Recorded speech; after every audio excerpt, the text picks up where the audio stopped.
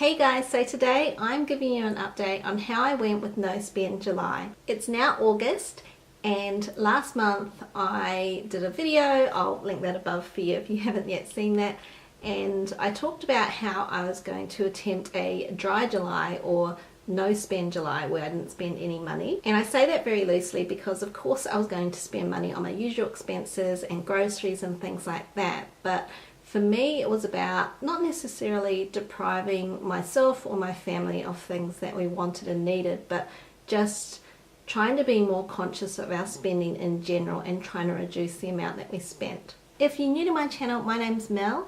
I'm trying to become more minimal and to simplify my life. So I do a lot of decluttering videos and mummy tips, and I do weekly videos. So if that's the sort of content you're interested in, I'd love to have you click that red subscribe button below and join my YouTube family and join me on my YouTube journey to become more minimalist. Alright, so back to No Spend July, and I have to say it was a bit of a bust in terms of my actual spending. I probably actually spent more than I would in a normal month, but there are a couple of very good reasons for that, and I'll go into that in just a minute. If you've watched my previous video where I said I was setting out to do No Spend July, you'll see that I was saying I wasn't actually setting out to hit a kind of a dollar figure on how much money I wanted to save. I didn't do any writing down of transactions or comparisons of dollar to dollar what I spent in July versus other months. It was really more about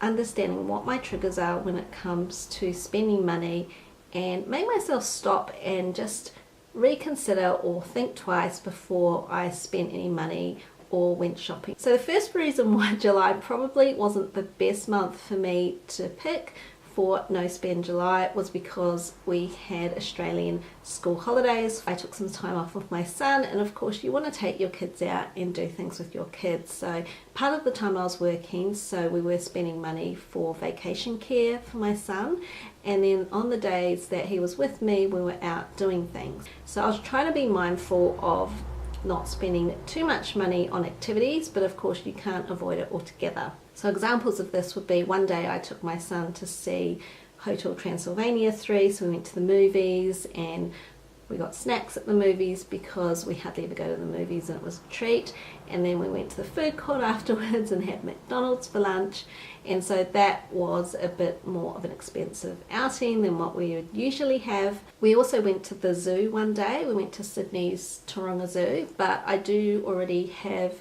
an annual pass for the zoo which I've already paid for, and that gets me access to the zoo for 12 months.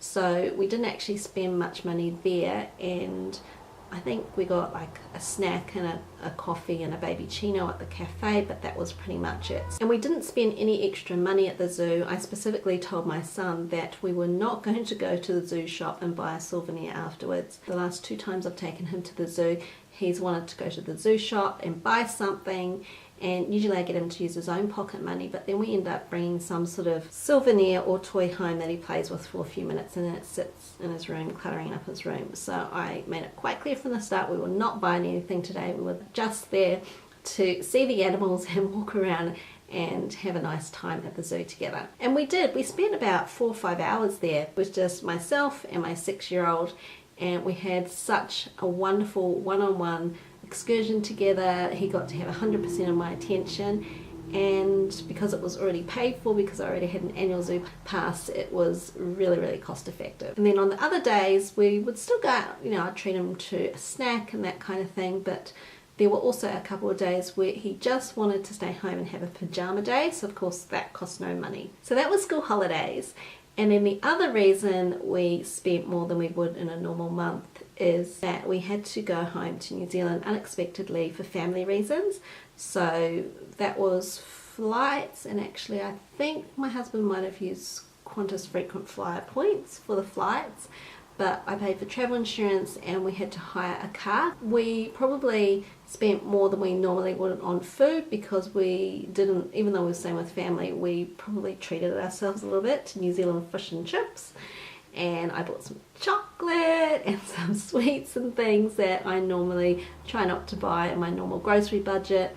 And then also, because there weren't a lot of activities or toys for my kids to play with, we did go out to a store and buy some Lego for the kids, and I bought my daughter like a little baby doll to play with. So those were extra things, those were extra toys that I would not normally buy, but I needed to buy something to keep them occupied because I didn't just want them sitting in front of the TV or the iPad all day when we were at home. So aside from those things, what I learned about No Spend Month is that, one, it is really hard to do a total no spend month. I don't think I could ever do something where I totally deprive myself. Of course, I guess if there was an instance where I had to, I would. I think if I completely did, a dry July, was completely just nothing but, the bare minimal essential expenses, then I would probably go the other way when I came off No Spend Month, and I probably wouldn't even make it through No Spend Month, let's be honest. It really did make me really conscious and question myself when I went shopping, or even before I went shopping. For example, I've got all these ingredients except for this one ingredient. Oh, I need to go to the shop and get that ingredient.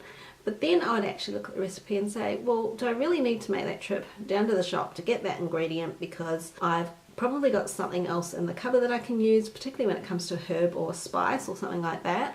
Or in some cases, if you just need like 2 tablespoons of sour cream for your beef stroganoff and you don't have any sour cream, do I really even need to put sour cream in my beef stroganoff? Most of the time now I don't, because I can't be bothered going and buying sour cream and ending up with a whole pot minus 2 tablespoons of sour cream that I'm not going to use up otherwise. And in terms of eating out, so my husband and I were very conscious when we went to a cafe or something like that. I noticed in particular, it's kind of rubbing off on my husband. He has been trying to make sure he doesn't get up too late in the weekend and has something to eat before we leave the house, so that when we go to a cafe to get a snack, we're not buying meals with our drinks. So we're not buying like a brunch or breakfast. We might just buy, some banana bread to share, or a bowl of chips or something like that to share, a bowl of fries. And in general, I cut down on buying things like coffees. So I made sure I was going to work and just making a cup of tea with the tea bags that they had in the kitchen at the office, and taking my cereal so that I'm not grabbing a coffee and toast on the way to work. Also, on the subject of food, we were trying not to buy as many takeaways, because by the time you order some Thai or Chinese takeaways, or even go out to buy fish and chips in Australia, you can end up spending $50 or $60 on a meal for your family. And even though you might have leftovers for the next day, I find generally leftovers from a takeaway meal is not enough to feed the whole family again the next night, unless you order heaps and spend like $70 or $80, which is just really expensive. A lot of the times during the week I feed my kids leftovers. I freeze a lot of stuff and put that in the freezer, or do some easy meals for the kids, and then my husband and I would order takeaways for ourselves. But in July, when we were at home before we went to New Zealand, we were trying to be good and have eggs on toast or beans on toast, or make sure we had some sort of lean cuisine meals in the freezer, and did something easy and simple that was still fairly healthy. And then the other area that I would say I've become much more conscious is toys.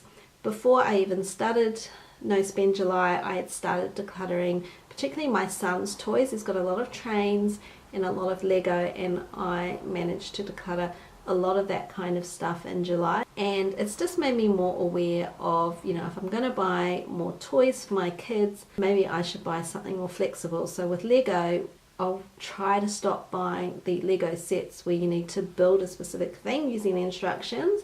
And maybe for Christmas, my husband and I might buy the kids a classic Lego set, more open-ended. They can use the imagination more, and it doesn't really matter if you don't have the exact bits and pieces that you need to make things. So I think that'll last them a lot longer, cut down on the amount of Lego we have, and I guess get the kids to use their imagination a bit more when they're doing some free play. And lastly, I guess what I wanted to highlight was that my husband was totally on board with this, and he's not a minimalist. I've talked about this in my videos before, but I feel like this is encouraging him to be a bit more minimalist, or just spend less and live a bit more simply. And I did talk to him a little bit about it, but because I've been trying to practice what I want to do, and he sees the benefits that we're gaining from, you know, decluttering things and not spending as much money, that kind of thing.